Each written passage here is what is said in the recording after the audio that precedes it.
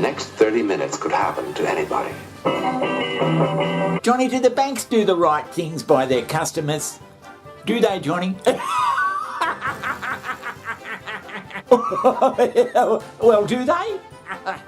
Of course they bloody well don't. All they're interested in is gross profit and greed. That's the whole basis behind their very existence. Holy shit, Johnny!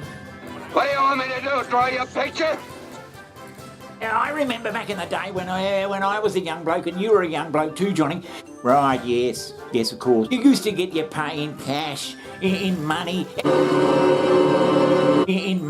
every week, and then it started going into the bank every week. They were just going to put it in for you, and there it's in the bank already. You didn't have to worry about it. And I thought back then, 40 years ago, I don't know whether I like this bloody idea of your money just going straight into the bank. It's not their bloody money.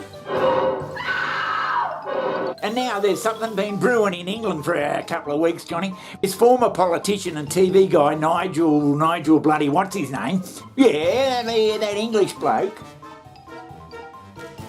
The banks have taken it on themselves because he was a big pusher for Brexit and all that sort of shit. Right, Brexit, yeah. Things the banks didn't like.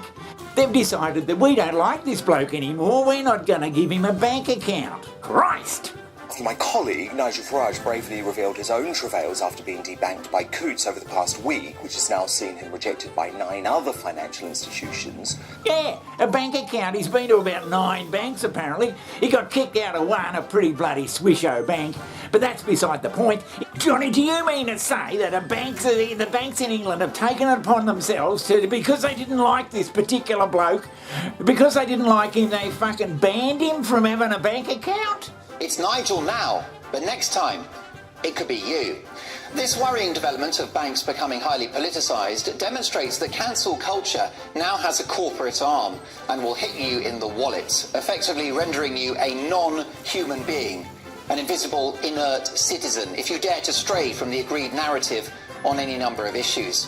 This banking story is ridiculous, isn't it? I mean, up until a few days ago, I don't think anybody in this country had any idea that this kind of activity was going on. Johnny, it's obvious that this sort of thing can't go on. Imagine if you were bloody protesting or something, Johnny, and they didn't like the what you were protesting about. They just fucking ban you. Is that what's going to happen? Now, it can't go on, Johnny, because you mark my words again, that there would be people in England, people who might be a little bit fearful of consequences or whatever.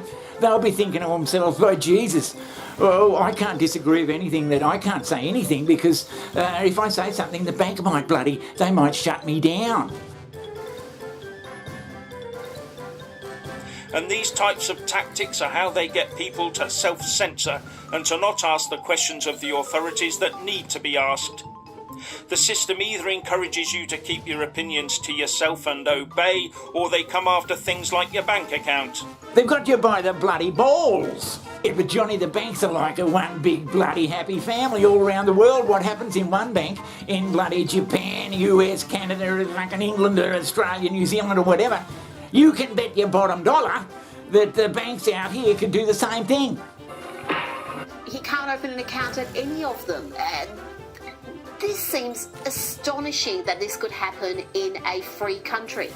Yeah, they just say, we don't like that bloke. He's been bloody protesting and been on the news and saying that he doesn't like blood. And we don't like him, so fuck him. Holy shit, Johnny!